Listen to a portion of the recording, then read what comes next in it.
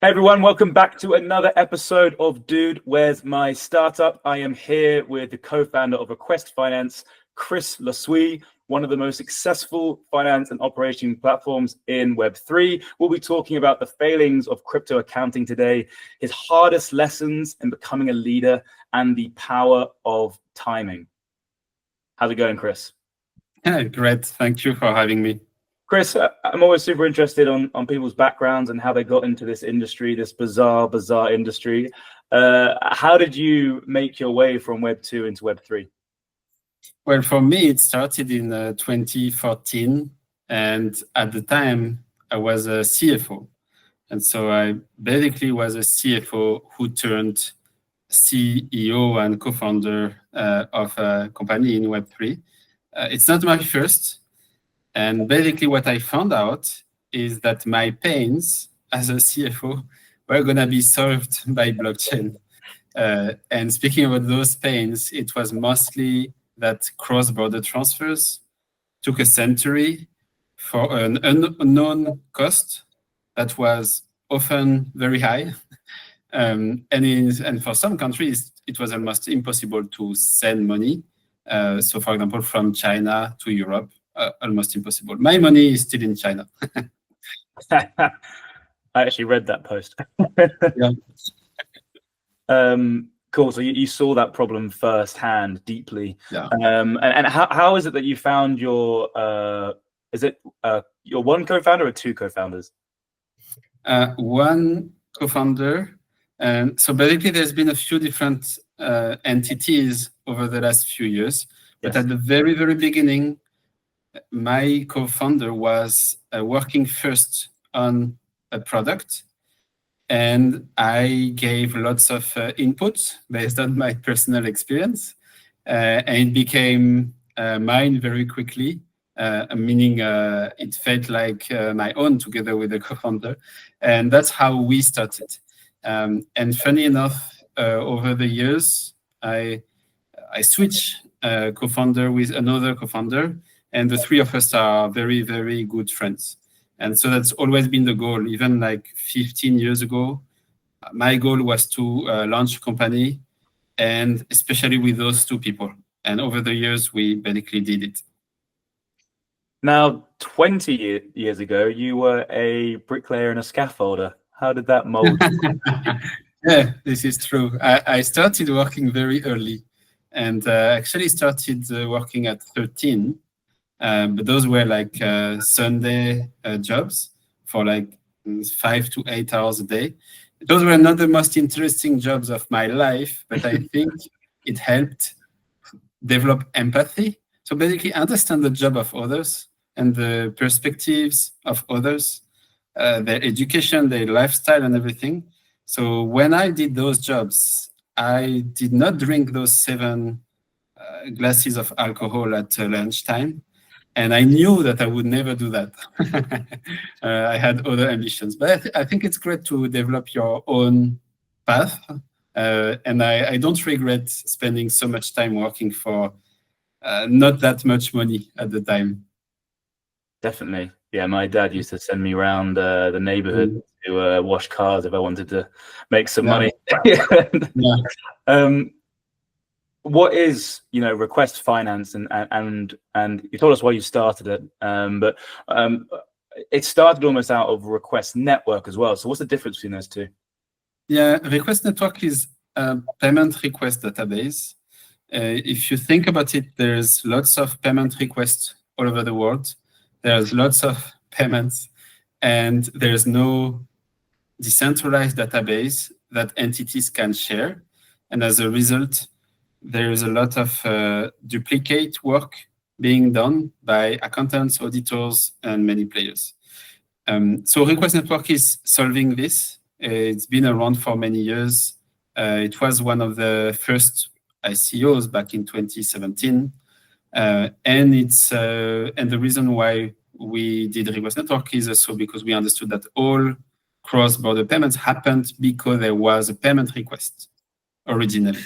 And Request Finance started as a spin-off of Request Network, especially to serve CFOs in the Web3 space. And basically, over my years in crypto, it took me a long time to meet other CFOs because at first they were like founders, mostly devs, engineers in the space. When I started to meet CFOs, I understood they had huge issues, huge challenges, especially with payments. And basically we spinned off a team to start building what people needed right now. And to make it simple, request finance today, it's basically a few pillars. It's accounts receivable, so getting paid for any contractor, any company. It's accounts payable, making multiple payments, hundreds of thousands of payments in one click if you need. All this compliantly. Also, crypto to fiat payments. So you basically upload automatically fiat bills and you pay them in crypto, 100 at a time if you need, and accounting. And that's almost everything that a CFO needs in crypto-related activities. Perhaps one of the big things that we're gonna add as very soon is corporate credit cards, because that's also needed for just a few team members at least to be able to make credit card payments. And then they won't need a bank account anymore. There's plenty of our clients who do not need a bank account because of what we've built. That's incredible. And can you tell us a bit about where you guys are today? I know you're also celebrating a massive milestone. Yeah, we have people in 15 different countries on 3 continents. So it's America, Europe, and Asia. And we have all worked to help as much as possible with the adoption of crypto and blockchain, especially the adoption of stablecoin. That's our end goal. We want to have an impact. We are having a huge impact. And this impact is actually already measurable with 1 billion being paid in bills just in crypto. And $1 billion is actually a big number. I think we can do 10x better in the next few years. It's incredible. That's awesome. And also a couple of acquisitions along the way. This is true, yeah, because 2 of our pillars are actually accounting and crypto fiat payments. And those 2 are represented by 2 companies from great founders that we acquired. First one is, was Consola Finance, is now called Request Accounting. And the second one is Request Technologies, that was formerly called Peso. Basically, they started something and we managed to scale it very fast thanks to Request Finance Network. Excellent. Jumping into your lessons then as a founder, what's something that you used to believe about building a company that you now completely disagree with? There's one thing that I believed is the Steve Jobs trap. So what I call the Steve Jobs trap is that people tended, especially me included, tending to think that when you are a company founder, you have such a bright and bold vision that it makes success by itself. And actually, that is completely false about Steve Jobs.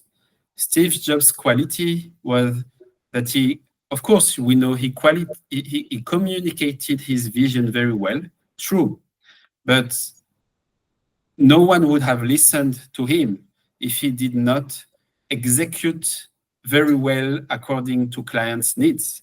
And so whenever he did a keynote that was very famous, the keynote was the communication of a 3 years effort of execution and test with actual clients.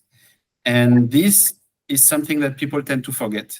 And as a founder now, it's very clear for me that whenever I communicate, I can communicate well about something only if I'm proud of the thousands of improvements we have done over the last few years or months about the topic. It takes time. It's a marathon. No startup is a sprint, not yet. It's a marathon of learning from customers and building, executing very, very small things by thousands until it becomes close to perfect. And I think that's very important to understand that vision and communication is only the result of a lot of work. I love that differentiation. It's so easy just to think he's this kind of bold, kind of god tier founder, and all it is vision. But really, it's true smart moves and dedication and hard work. What have you learned about timing and knowing when to push, when to pivot, or when to let go? I think one of the qualities of a founder is determination. And I think a founder that is very determined is not going to think much about pivoting. So it needs a balance of being able to step back and determination. And so, for example, if you think about when do we need to pivot, I mean, it's not a matter anymore for Request Finance. We've got product market fit, everything's going well. But previously, there was a plan in my documents about what are the learnings in the future within quarters that are gonna tell me that we need to pivot and to what. And so basically, we pre-decided the moves that we would do. So we decided what KPIs do we need to see to know that we do not pivot, or what KPI do we need to see to know that we need to radically change things. And when you have that, you actually remove a lot of the stress and you have a step back over things. It's very clear what you're gonna do, what you're gonna try. You are conscious of trying things out, which is normal for a founder when you are looking for product market fit. And you feel reassured, and you also reassure people around you. How long did it take for you to find product market fit? I think it took barely 8 months, with the first 6 months at 0 client. This is very important because it's a big lesson. For the first 6 months, we kept building with the same mindset, just building stuff people wanted. And we had a lot of things to build. Let's consider we had like 100 different improvements to make. We really needed to make maybe the 86 improvement to start getting product market fit. And it's good for the team to know that they need to first start with building according to client needs. And then there's no like magic trick or magic change overnight or in a week that is gonna get you product market fit. It's a lot of work. Yeah. And we were we had a lot of serenity over how things would go. And actually 6 to 8 months to get product market fit is quite fast for a startup. That's rapid. I mean, some companies might take years to get to that level. So that's incredible achievement. Was there a moment, like a painful experience that taught you something that you couldn't have learned any other way? If I speak about painful experience, basically there's not many painful experience in my mind, but there's two. One of them was aligning myself with my own values. So if I ever do something that is not aligned with my values, I would offer you 100 bottles of champagne. And so it's basically, I really do not want to do anything against my values anymore. And exactly 8 years ago, I did. And I learned it the painful way, because I basically lost my reputation because of a lie that I told. It's really bad. It's stupid and immature. I won't do that again. And the second one, very big painful experience is getting hacked. So at the company level, I've always been very, very cautious. But on the personal level, I know that I'm at risk. And and I have not prioritized my personal security. And basically, I got hacked a few times, which is something that probably no one can say that he will not get hacked anymore. But what I can say is that I will always prioritize personal security from now on. And now it's been 3 years without getting hacked, despite probably like 1 or 2 attempts a month. So, I'm like a recovering alcoholic. Like I am so crazy about getting protected that I think I would feel comfortable if I get hacked again, because no one's gonna be able to hack much. So I would get like very small, something of a very small hot wallet would get hacked. Now I'm feeling safe. No, those are some incredible stories. Yeah, a comeback story and lessons on security, which only a CFO has to have absolutely nailed down. What's a lesson that keeps repeating itself? Something that you almost keep on relearning. Something that I keep on learning. You know, someone might almost tell you something, give you some advice, and you'll hear it, but then you won't really do it, or you'll do it, but you keep on remembering it as and when it comes up. Like a lesson that you keep on relearning throughout your whole founder story. Well, perhaps I won't answer the question exactly, but there's a interesting case of stakeholder relationship where I've been through the Y Combinator, and I think it's good advice. The Y Combinator, I recommend it. It's good advice, especially when they tell you as an investor that you should not listen much to the investors.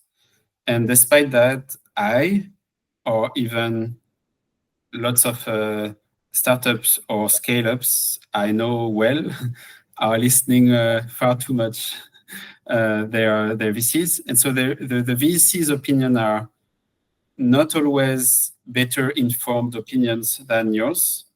And therefore, we need to keep reflecting on those.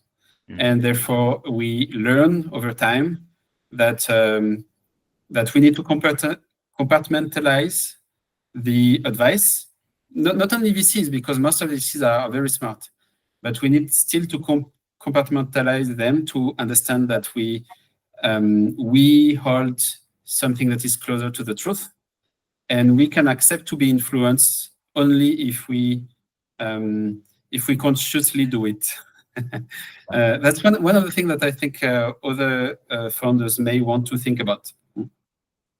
Yeah, you don't want the tail to wag the dog when it comes to VCs. You want to build something for yourself that you want to solve problems for, and then the VCs will follow that. Should never be the other way around. And that's a tale of all his time when trying to get VC money. So that's a great one. There are a lot of people that are in their jobs. If we went back to 7 or 8 years ago, that are thinking about jumping into building a business, and perhaps they haven't quite found the confidence or the opportunity to do so. Is there any advice that you would give to someone? Start tomorrow morning. Because people have always an excuse that is, I do not have the co-founders, I do not have the idea, I do not have the skills, blah blah. Start tomorrow morning. Like, do you not think that this is something you're gonna build over time? Like, there's no point in which you're gonna be perfect. You're never gonna be. So start there and start learning. If your first 3 months of being a startup founder is actually just learning and doing nothing else, that's normal. It's part of the job. Actually, especially for a first-time founder, the reason why first-time founders fail so often is because they take a lot of the time in their first experience to learn. And the reason why second-time founders are so successful is because they learned the first time, they failed, and now they execute. So if you think about it, it's never too late to learn. Rather the opposite, you're probably going to learn so much that you're going to love it, whether you build it or not. That is brilliant. Yeah. First time is for learning, probably failing hard. Second time is for executing and distribution. Yeah. Yeah. And also you need to want to fail. Like it is okay to fail, especially if you fail very fast. Ideally, you fail in 3 weeks, but most of the time it takes 3 years. And if you step back enough to fail fast, then you have time to pivot. And basically what this means is that you need to forget about success, think about learning more. Failing is part of the learning journey. And if you learn enough, you're going to find where success is. Chris, what's next for Request Finance over the next 5 years? Where are you guys going to be? Well, I think Request Finance is going to look like a decentralized, friendly financial spend management suite. And so which basically means open FinOps operating system, very different from the one you are used to in centralized environments. Because it is open, it means that it can connect with any wallet, any bank account, whether that's for the payment or for the payout. And we're building this with all the interest of the CFOs and founders at Heart, especially around the compliance and serenity. This is something that basically when I started using my own product, I felt much better in terms of being on top of things. And I think most founders should think about it whenever they start doing 20, 30 payments. Having everything in one place, being serene with everything. And actually, it's highly likely that for the next 5 years, the world is going to be very hybrid, stablecoin, fiat. Yes. And then it's going to take some time for fiat to be replaced by stablecoins. And this could take decades. But the future of Request Finance is very hybrid. Brilliant. I look forward to seeing the journey that you guys continue on, seeing your monthly revenue growth statistics and seeing just how steady but continuous you guys are growing is fantastic. And I know it's going to continue to be a rocket ship. A couple last questions, quick fire round. A book or a podcast that's heavily influenced how you lead? The Diary of a CEO. It's not a crypto podcast, but Stephen Bartlett is quite involved with Web3. Very interesting conversations. And I would say his books, one of them is a book to read, the other one is a book to work, are very, very interesting. And lastly, what's more important, decentralization or speed? I think what's more important is what is more important for the customers. And at the moment, it is speed. I'll go for speed as well. Brill. Well, Chris, thank you so much for coming on. Thanks for being a key advisor and support to Calyptus as well. And yeah, look forward to speaking soon. Thank you very much, Dan. All the best.